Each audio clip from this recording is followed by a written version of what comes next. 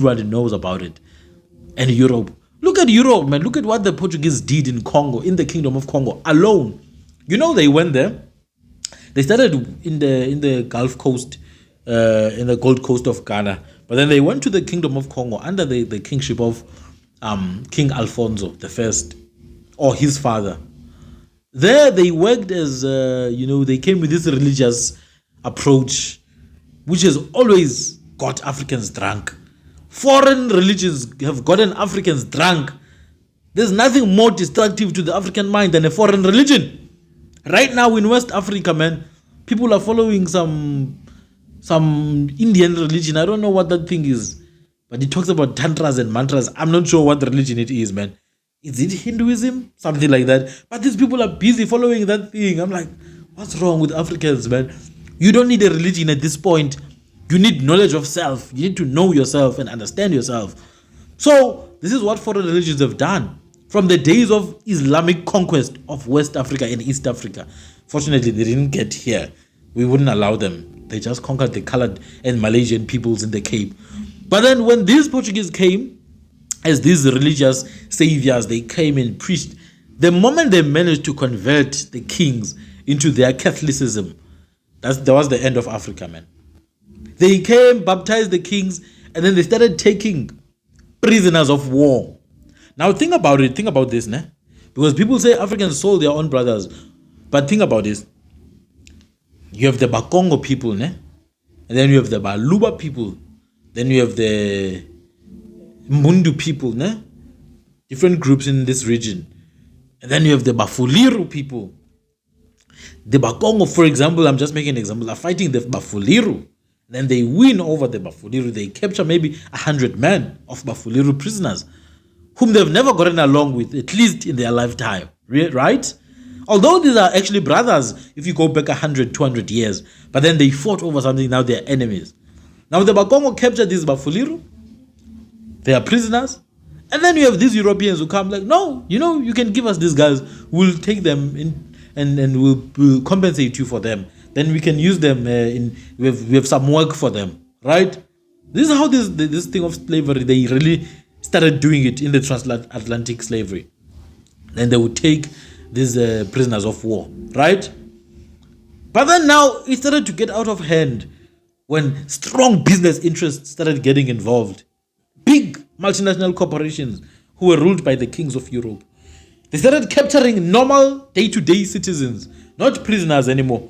They would capture anyone in the village. They would come with guns and start, capturing people, including royal families, if they didn't appease the Europeans. And then these royal families also, they started to bow down to the priests and the fathers and the missionaries because they believed that there's a savior somewhere. And then that's how this kingdom started to bow down to European interests. And Europeans would come and go and do as they please. Because now they've conquered these people spiritually. They can just use that to take advantage of your civilians. And that's how it happened in the Congo. They even took royal kids, princes and princesses, educated them in Europe in the 1400s, man. I'm not talking about 1800s, 1400s. It's crazy because in Europe they had black kings at that time. Go to the Netherlands, they had black kings. In Britain they had black kings and black earls and black stadtholders, stewards. They had black kings all over Europe. So what they did was to create this divide between the blacks who were in the diaspora and the blacks who were in the continent. So if everyone was like living well together, like black and white, you have a black king ruling over white people, you have a white king ruling over black people, nothing was wrong with that. How did everything now become black and white? Well, in literal form, the whole thing of black and white is very new, man. I think it was coined in the... No, not long ago. It's an American invention, actually. It's not even a real thing. Black and white as a race is an American invention. Even our ancestors, when these white people came, they didn't call them white. They called them Abelung, which means the devils or the spirits. Literally, Bazungu, the spirits, the evils, the demons. They didn't see them as white people because we could have used It called them abantu abamhlophe, but they didn't see them as abantu to begin with. But they saw us as abantu on the other hand. Yes, they did see us as abantu. They knew that we are actually humans. So our ancestors didn't necessarily see them as humans. They saw them as demons. As a result, even today, when you have a dream and you dream of a white person, you know it was an evil spirit. Yeah, you know. Even today, you tell your mother, hey, I dreamt of a white woman. That was a demon. A white man. Oh, that was an evil spirit. Impundulu, yeah. The most evil of all devils. So, this whole thing of white and black, our people never saw it as a thing. You know, it was us and then these devils, you know, and all that. It reminded me of that kid. I don't know if she was in Congo. I think Malawi. I think Malawi, yeah. She was scared of this white guy. It's gonna eat me. This thing's gonna eat me. The child knows. But that was the they haven't been indoctrinated. Yes. As we have been. Hey, daughter. Once you watch the Hollywood stuff, by the time you grow up, you think white women are the most beautiful thing in the world. Yeah. Hey, especially the blonde ones with the blue eyes. You want those ones. It's called the King Kong syndrome. But the child is running away from it. Yeah, but then the King Kong syndrome is so real. You see all these successful basketball players, all the successful black people actually, not just basketball players, with the white women, because they're the King Kong, they're the gorilla that needs taming. They're being tamed by the white lady. If you watched King Kong, you'd have seen that. Yeah. But Western society is based upon lies, man, because a lot of these people were civilized by other groups of people, whether it be Muslim groups, Muslim not a race but a religion, because you had black Muslims and you had other mixed Muslims, such as the Babylonian ones, which were more like your Iranians and the Iraqis, and then you had your black Muslims, which the Carthaginians and the Canaanites and all that. They civilized Europe. Those people civilized Europe, man. Even the first car, man, was created by a black guy. A lot of inventions, Frederick actually. Douglass. A lot of inventions. But then they would never accept that, you see. They would actually never allow that in those days because they were pushing this white supremacist Eurocentric agenda. Even, you remember in the Olympics where Hitler was, when the black athlete actually won, that guy refused to accept it.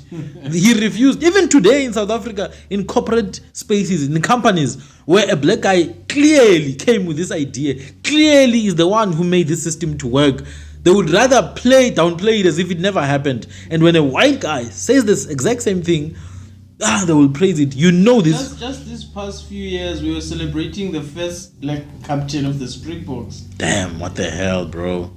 What the hell? Past 2 years, the first black captain. Yo, my goodness. South African team. Yeah, man. So that's the thing with Western society. They knew they had to divide people, né?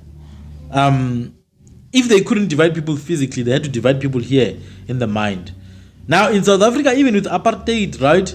They realized that, you see, dividing these blacks, letting them to stay alone gives them too much power, because then they are free to practice their culture, they are free to practice their beliefs, they are free to be themselves. Let's not do that. Let's allow them access to our world and our value systems, but not to our benefits. So you have access to the world of these people only for 8 hours a day, 8 o'clock in the morning until 5, then you go back. So it creates this dysphoria now, this dissonance within you. Half of you is in this world, half is in the other world. Such as that 30 years ago, black people live a completely different life to this day in terms of the value system. I don't care about economics. I'm talking about the value system alone. An average black family 30 years ago in South Africa had strong cultural, views. Just 30 years ago. Let me not even say 30, 20 years ago, man, when I was young. You see, just 20 years ago, there was a strong cultural basis for an average black family in South Africa. But now, dude, like you ask someone, what clan do you come from? What bloodline do you come from? They're like, no, I don't do those things. I'm a Christian. Nobody wants to get married as well. Nobody wants to get married, bro. Who's gonna build families then? And who's going to build a society? So that's why I would then say, this whole idea of black people, it doesn't exist, man. There's no such a thing as black people. I don't care whether you can say skin color. There are no black people. There's no group of people that have one value system, one agenda, oneness. Black people don't believe in the same things. They don't want the same things. They've been divided. So we need to start afresh, a new culture. Start a new culture, man. Based on the old principles. Try to explain economics using the old principles. Trying to explain politics using the old principles. Because everything that these white people came with, we already had it. Just that it applied to our context. So Western society and this black-white nonsense is just a tool that they use. But the real thing is bloodline, my brother. If you are a Dlamini, you are a Dlamini and that's it. There's nothing you can do about that. That's your DNA. If you are a Mfene, Msutu, you are a Mfene, Msutu, just like I am. Mfene hlathi Msutu cansi sanza hlangomvela unisdulu ngoba zimhlophe zaba. Mfene mazabuye zabela abafokazi. Hlatheli ngothiwa sele livutha lothiwa zingfene zodwa kuba zona zibaninilo. I'm a Mfene, my brother, and that's my blood. Yeah, go for it. You see, that's my clan, my brother. There's no way that I can undo that. And if you can start from that, looking at bloodlines and lineage, then we can really be able to identify with one another. Because bloodline will connect us. Bloodline will connect all of us. Not this nonsense, hey, I'm Namsutu, I'm Namzulu, I'm Inapela, hey, I'm Debele. Man, rubbish, man. That's new stuff. 500 years ago, those things they didn't even exist. But our people knew that we are Abantu, Batu, Vanu.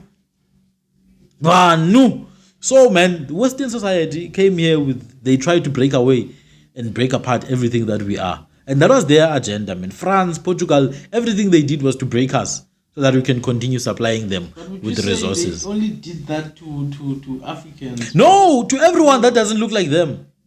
Man, these people, they did it to one another before.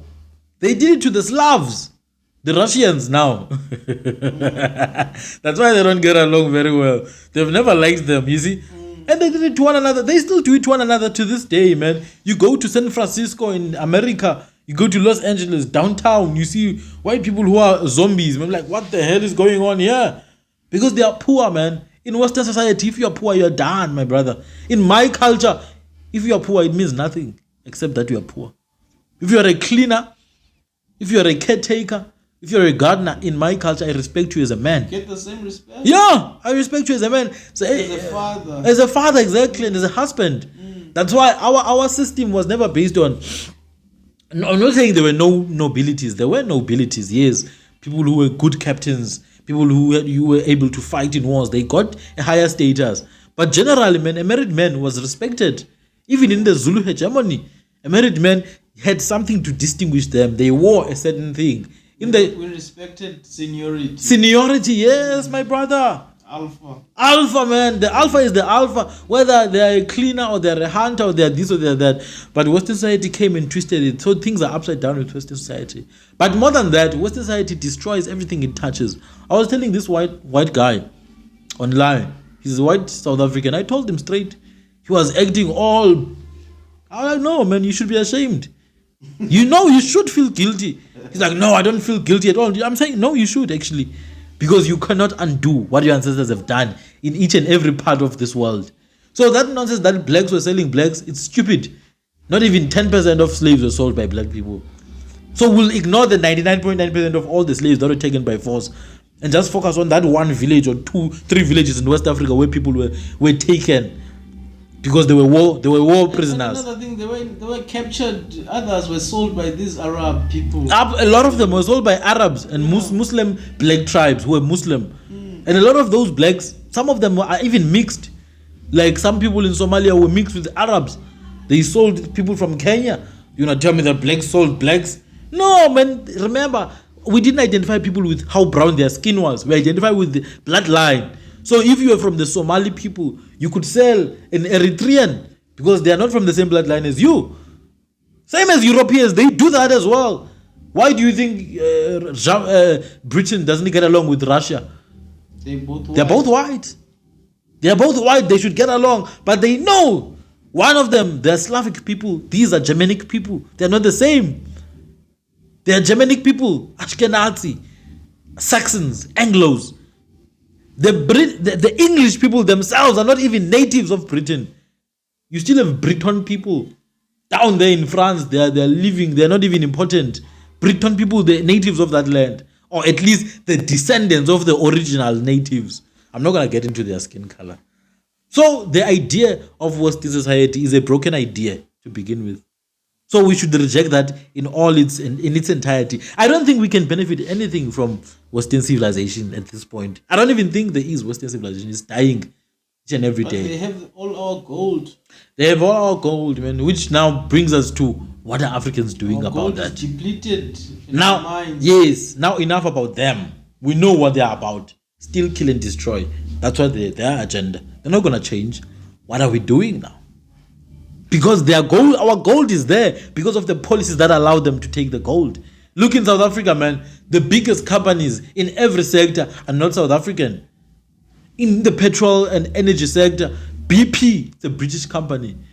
Shell and Engine, Dutch companies run by Vivo Energy PLC in Africa. If you go to the security, G4S. Speaking about petrol, so the Arabs are no longer going to sell their petrol using the dollar. So they'll be using the yuan, the Chinese yuan, for exchange. Yeah, the dollar is dying. Kill that dollar, man. Bro. They sold our people. They built that civilization on the backs of black people. They don't want to pay reparations. No more petrodollar. Petrodollar. No more, bro. So the Arabs are not going to sell their oil using that. But that's the thing, man. In South Africa, the biggest companies in mining, Anglo Gold, Anglo American. Like Anglo American. Hey, man, this is Africa, most. What are Anglos doing here? Lonmin, man. London Mining Company. I'm like, what rubbish? Insecurity, Baba. G4S. Originally British, but now has been acquired by an American corporation. They even run prisons, man. G4S. They run prisons. Prisons are run by Americans in South Africa, man. Black South Africans are imprisoned by white Americans. What the rubbish is this, man? A South African traffic card printing machine had to go and be fixed in Germany, in South Africa. What nonsense is this? What stupidity is this? So when you see the gold in these European countries, not just the gold, it's everything. African countries belong to Europe. And it's up to the young generation to change that. It's up to us. We have to overturn. And voting for the DA is not going to help that. Because the DA will certainly sell South Africa. They always side with the West. They're even fighting now Putin to be arrested. So we need to overturn the governments and take over. Claim back what's ours. Build laws that are going to discriminate against foreign companies. Our laws must discriminate against British companies, discriminate against American companies, discriminate against anything that's not ours. Discriminate. Put your citizens first. Then you can allow foreign powers to eat the leftovers. Not the first fruits. Not the holy first fruits. Well, the first fruits are holy, man. That's why in this Bible it says, the first fruits, bring them to the temple. Because they're holy. That's the thing. Now let's move, my brother, to the ICC. We've spoken about the relationship between Russia and China and Africa. Yeah. Now the ICC, which is an international criminal court, which is also a hypocrite do you institution. Think maybe they are trying to destroy the Brics, or they are trying to take it over? I'm pretty sure they know they wouldn't be able to destroy the Brics, right? They will try by all means to deviate focus from the Brics, right? They will try, man. America feels threatened when America is not the center of everything. And by America, I mean the entire Western society. Because they are nothing without America. Britain is just a little country. It's not even a province. I think it's smaller than the Western Cape in South Africa. Britain, yeah. London, England. It's nothing. It's a little country, man.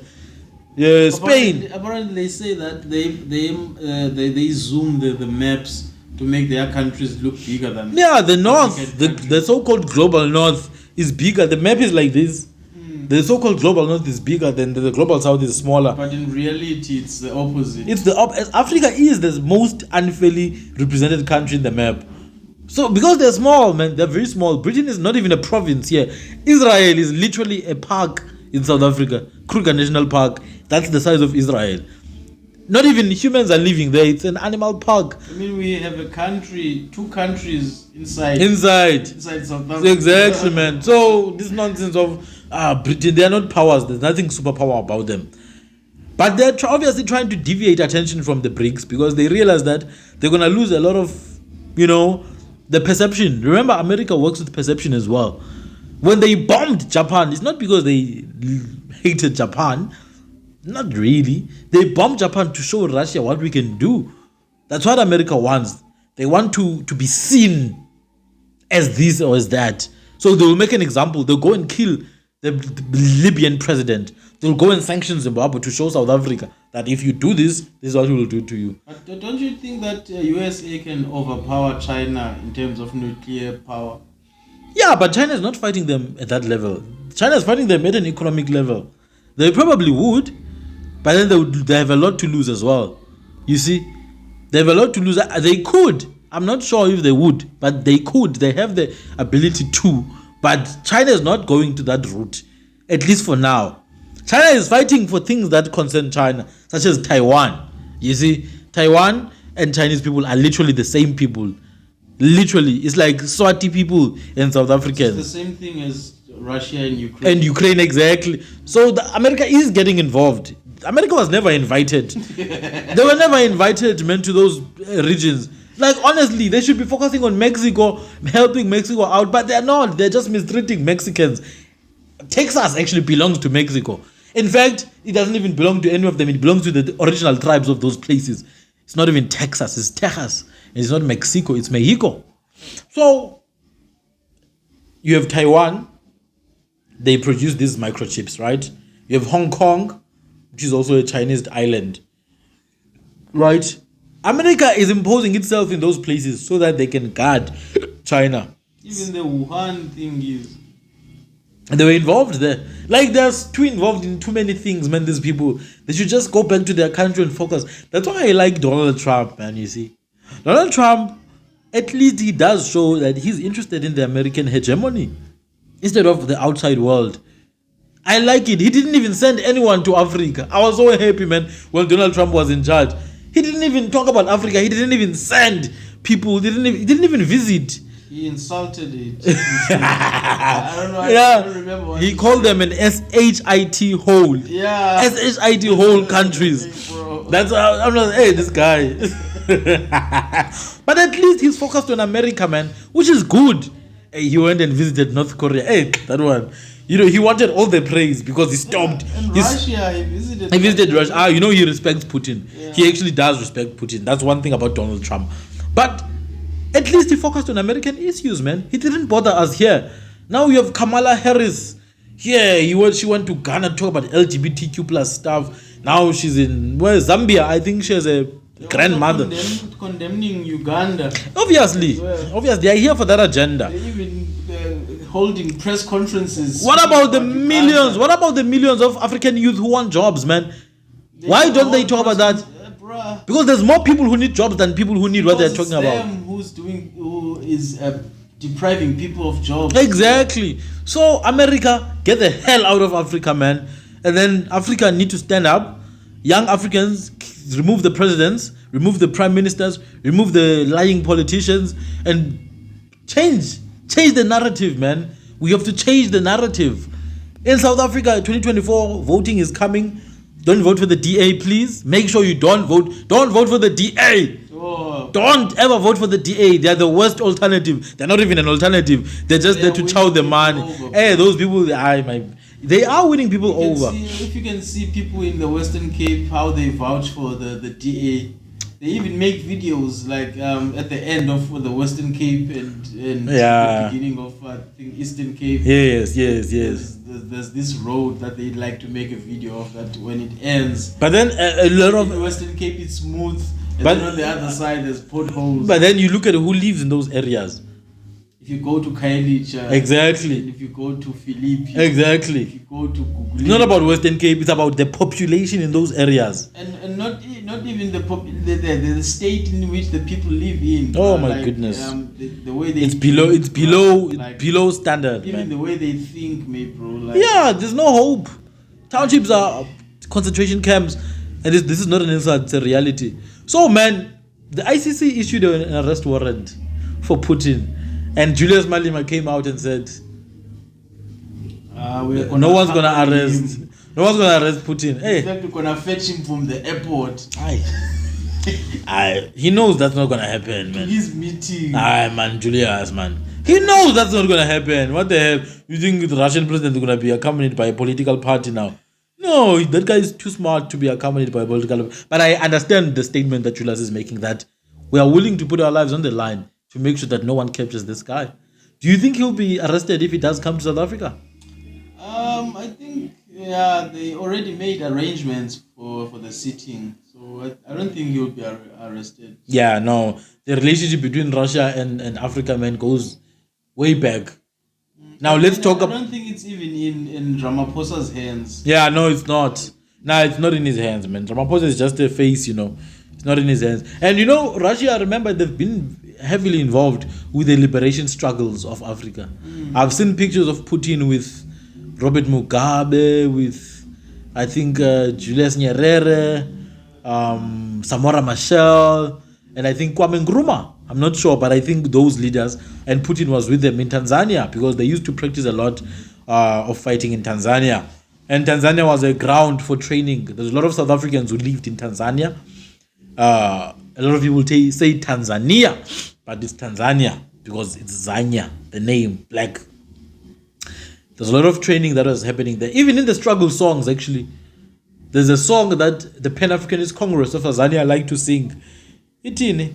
Ubofike kayu bachele la suka kona sezintabeni say Uganda. So, and then he goes on to say, when you get home, tell them I'm in the mountains of Tanzania. When you get home, tell them I'm in the fields of Angola. I'm in the bushes of Uganda. That was a song that was sang by South African liberation fighters, the guys who gave up their lives to go and fight in the armed struggle. So you can see the countries that were part of: Angola, Uganda, Tanzania. So Putin was there, man, including Cuba as well, and other allies. But Russia and Cuba were some of the key allies. They supplied South Africans with the intellectual capacity. Doctors, they trained black doctors, they trained soldiers, they supplied with AK-47s, and then here we are today, and we expect South African people to just turn their backs on Putin and arrest him. You have to think again, America. You came here and you called us monkeys, you bastards, and you expect us to turn our backs against those who were with us. Think again, bastard, America, get out of Africa. Peace.